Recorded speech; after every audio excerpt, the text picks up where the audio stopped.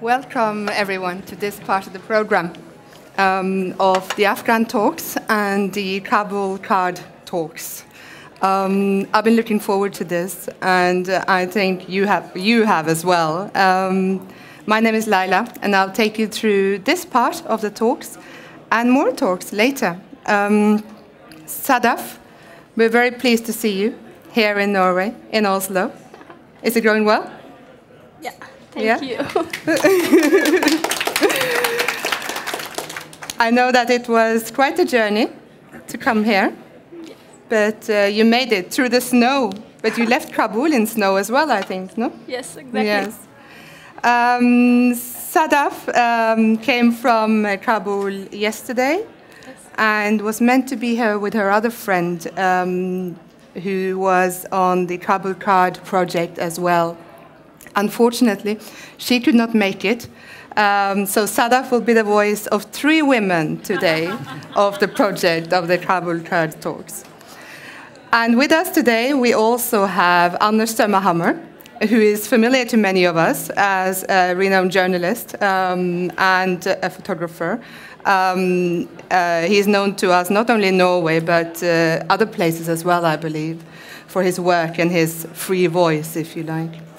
We also have Christoffer Næss with us, who is a film documentary maker, and I suppose a strong voice of journalism or of photography and film documentary as well. He's done a number of very interesting projects, and we look forward to hearing more about that. Sadaf, how did you meet these 2 guys? It was a chance, you know. It was a training. My friend Nargis called me. There is training about camera. And I said, okay, I will come because I want to be with my friend. And me, Nargis, Sahar, and another guy, Parwana, we were 4 friends. I told to them, okay, I will come. We can have fun together. Yeah. For this I came. Yeah. And did you have fun? Yes. Yes? Yes, we had fun, and we started filming, and it was enjoyable for me, filming our daily life. And we started to film the life of 4 or 3 young women that they are in Afghanistan. They want to change their country. Yeah. They want to tell to their people that they are also human. They are part of this society. They should do everything that they want. And it was enjoyable time. Now, when I'm watching their films, oh, it was good time when we film. I'm very happy to meet Andres and Christopher. Yeah. Fantastic. Yeah. You know what? I've watched some of your films, not all, and the last few days, I think I've laughed, cried, and just been angry. Every emotion you can imagine through watching those films. And it's such an amazing experience. I think for anyone who's followed Afghanistan for a while, we know that Afghanistan is all these emotions, sometimes at the same time. And it's amazing to see them through your eyes and your friends' eyes. Yeah, we were in a concert, and it was a very happy day for us. Then it was, someone was killed, and it was very difficult for us to cover this. And we were afraid from going to home, because we were 2 girls together at night. And in Afghanistan, it's very difficult being alone and outside the home. But it's all life of Afghan people.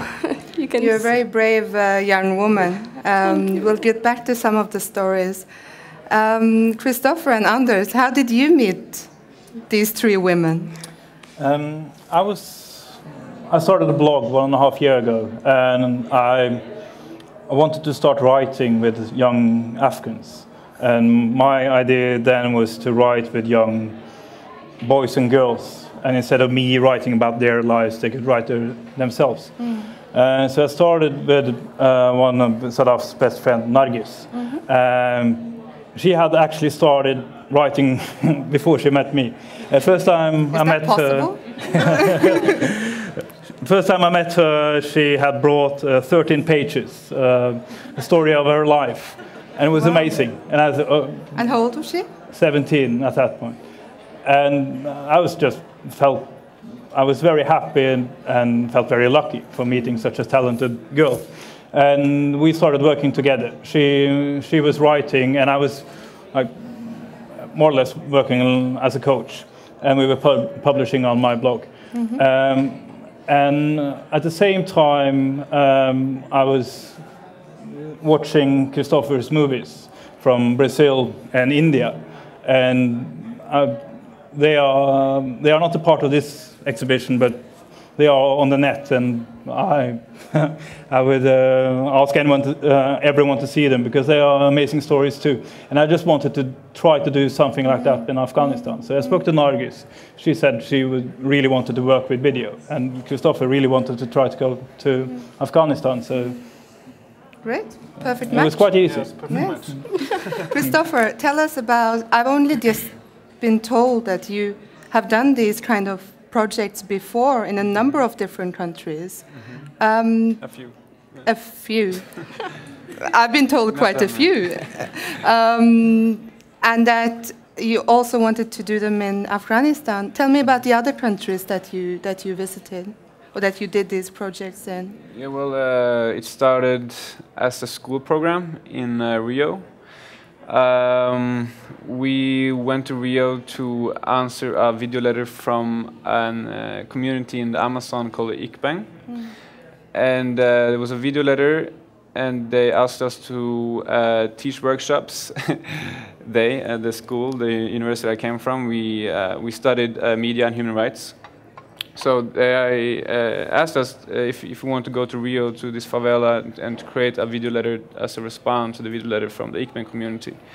And we said, yes, that sounds interesting. So we went there and created lesson plans and everything, kind of like on the go. And they gave out cameras, and we got amazing footage back, and very different footage than what I've seen before from favela in Rio. There's not as much crime and killings and drugs as you would think from watching the mainstream media, and that kind of picture fascinated me. That this is important to tell and to show others to get rid of maybe some misunderstandings and stigmatizations. So it was a very incredibly exciting summer, and learned a lot. So we did the same thing when we came back to New York, because I was studying in New York, and we did the same thing in the South Bronx. And after that, I did the same thing in the village in India. And all these videos became video letters that we shared on our website. So it became exchanges between these different countries. So and young people. And young people, all youth, from mostly marginalized parts of the cities that they were coming from. So they have a lot of things in common, and they had a lot of things in common, and but they were all youth, and just within modern technology like social media, and they were all on Facebook, so they all got in touch with each other, and so we felt it was a really good project. And while I was doing all these things, as Anders said, that he contacted me and asked if I wanted to come to Kabul and try to do the same thing there. And and then I met Sadaf and Nargis, and they brought back amazing footage, and so we started. So from Brazil to New York to India and other south of France to Kabul. Yeah. And there you met Sadaf. Then I met Sadaf, and now we're here. And now you're here, exactly. Yeah. What kind of stories, Sadaf? We've seen some of your films, but what are some of your favorite stories? How do you come up with the ideas of the stories, and what are your favorite stories? For me, everything is. I can say that everything is for me good, and I like everything. But driving, yeah, it was enjoyable day. I saw that. Driving, I really loved to. I was scared, as Liz was, but you were probably enjoying it. It was the second time that I want to drive. You know, it was very. My friends told me, "Stop, please! You will kill us." I said, and in Kabul as well. You know, it's quite. The street is not good, and I want to go very fast. And they say, "Oh, stop, please!" For me, it was interesting. Yeah, enjoyable. For all of us, you know, trust me, see the films. It's quite interesting. And so that's quite a journey through Afghanistan. See it once, not more. But your films are also quite, I mean, from everyday life in Afghanistan, they're also quite political. You know, through the demonstrations, through the discussions that you have with your friends, etc. They're quite difficult questions that you're also talking about. In Afghanistan, if you don't like political, but you have to be involved with that. You have to know what's happening in your country and what will happen in the future. And everyone, from small children, they're thinking about future of Afghanistan, up to the elder man. Everyone is thinking. For this, I'm a young woman. I have to be involved too. And demonstration, it was very good, and it was first time in Afghanistan that we want to talk with Afghan men that they're not doing good job. When they are harassed a woman in the street, it's not good. Everyone should accept the woman. They're human, and they can live without harass. And also other works. What do you feel when you have a camera in your hand? Oh, it was very great, you know. I'm very happy. When I was in the way to come here, I also filmed with myself in terminal. It was very good. To see yourself? No, to keep my life. How I'm enjoying, the time I'm very happy, the time I'm sad, I'm nervous about something. It's very good, and I'm very happy, and want to say thanks to Andres and Christopher to show me and to tell me to film my life. Before that, I was thinking that no, filming is something else. It's for the time that you want to sit and very polite and talk very polite about subject. But in this work, I understand, no, I can film everything that's happening in my life, in life of young women in Afghanistan. What's your message in your films? What do you want to show to us? I want to tell to other people, Afghan people are not very lucky like you, that they're not living with lots of facility. But they're trying to use their small opportunity to be happy. They're fighting against lots of problems, but they have a very important goal in their life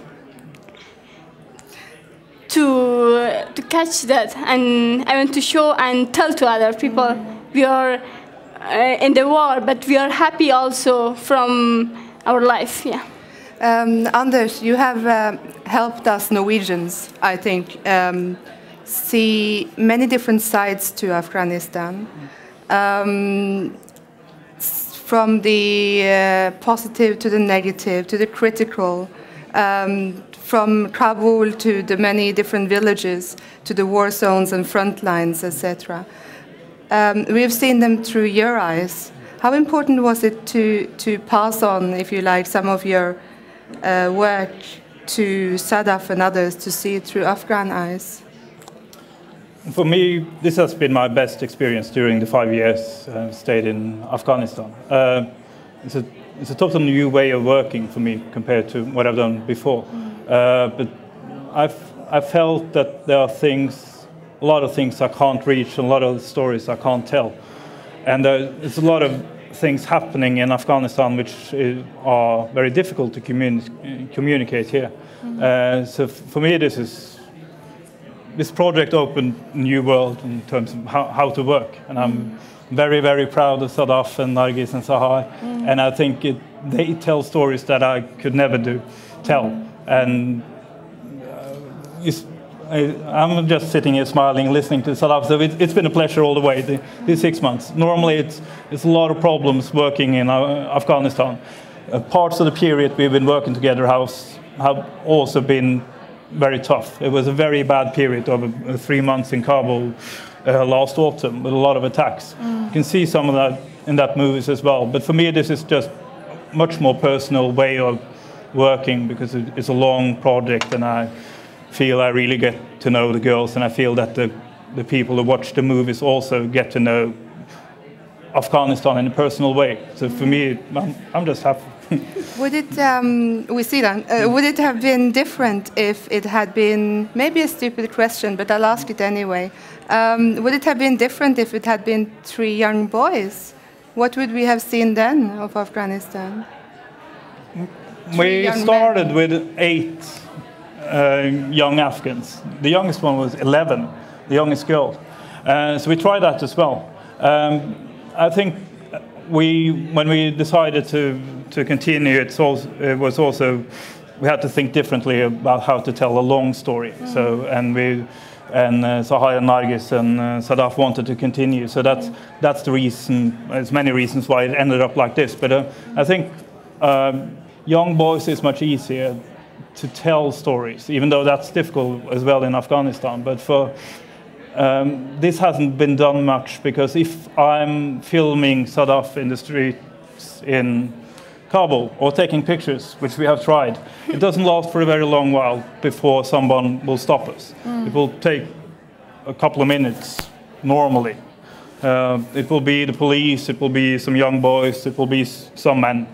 And there's no law that says that I can't take a picture, but it's just not, they will just immediately react. And in that way, these stories would have been impossible for me to go around. Normally I have a bigger camera also, but it just wouldn't be possible. So I think I haven't seen many of these stories with young Afghan women telling their own stories, so that's why we did it. There's one of the films shows you taking photographs just, I think, seconds after there's been an attack in Kabul, in the center, and you're driving around in the traffic, and I can see the shooting, you can hear the noise in the background. It's quite a disturbing film of what also everyday life in Kabul can be like, the constant attacks, etc. You're very brave in doing this, in showing us what it's also like. Do you ever, are you scared? Yes. That time it was very difficult for me when Nargis.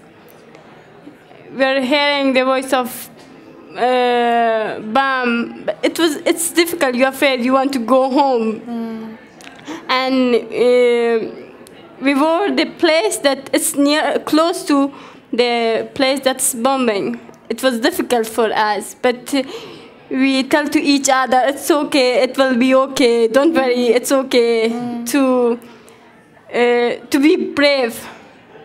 Then it was very difficult, and we afraid a lot. But it shows one side of Afghanistan, doesn't it? Exactly. Yeah. Another side of Afghanistan is its music. And I've heard you play drums. And I wish, that we had drums here, a whole set of drums, so we could hear you play. Maybe next time, or later tonight, maybe. Tell me, why music? Why are you studying music? I love music, and most of the time I'm listening music. But starting music in university, it was by accident.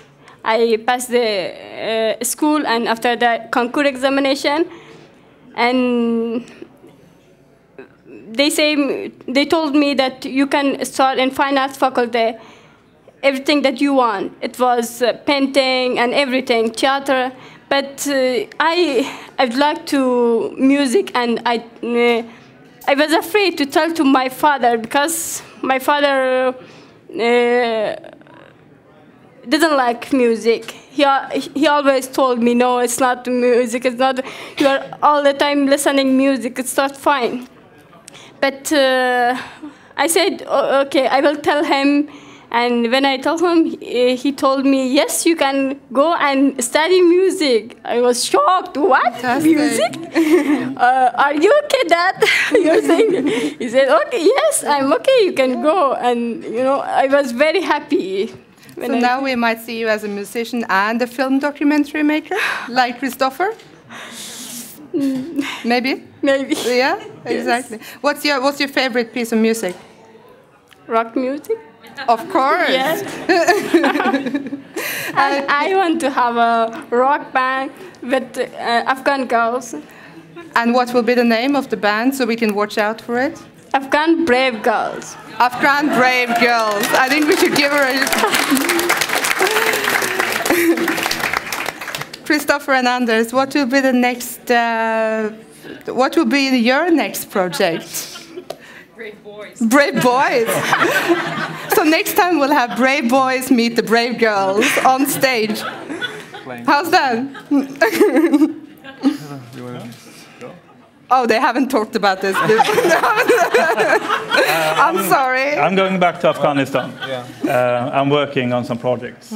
So I'm home for this exhibition. I'll go back for some other documentary projects throughout this year. Christoffer, he will continue in other countries. Yes, we have some plans. Yes, I'm cooperating with a woman in New York, and we're planning workshops in South Africa and Mexico. And I'm also working on a project here in Oslo with heroin addicts and homeless people. So it's using the same concepts and workshops and giving out cameras to have people documenting their own lives. And do the young people send cards to each other? Yes. Do they work together from different countries? Yes, they do. This project with the Anders, we made 5 episodes that were shorter, like 5 minutes.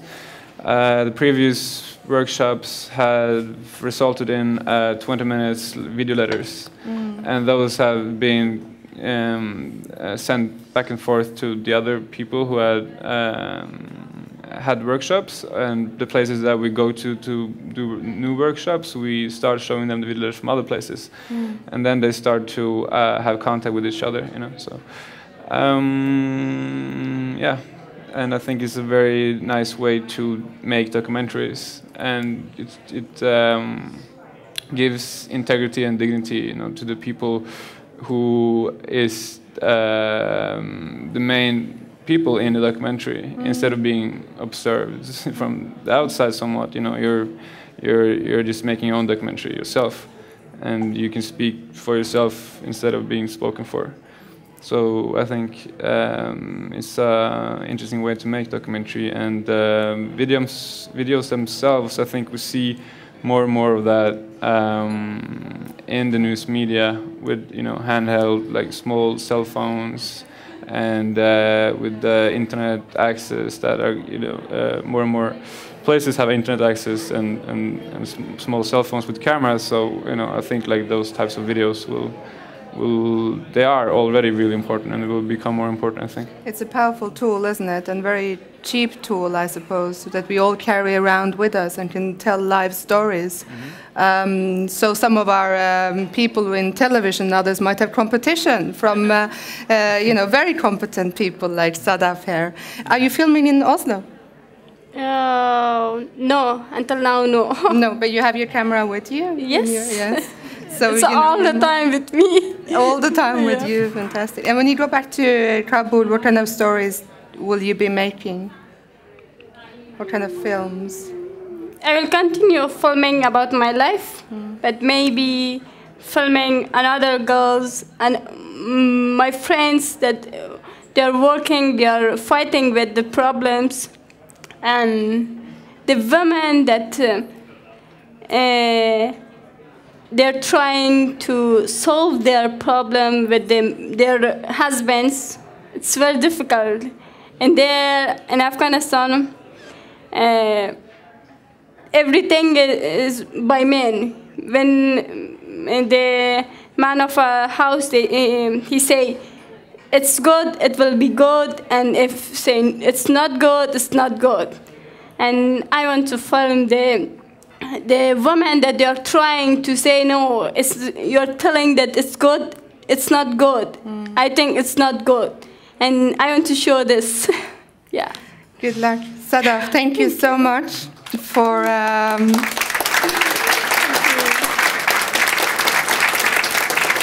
Sadaf, thank you so much for being a voice from Afghanistan and coming here to Oslo to show us part of your world and our world.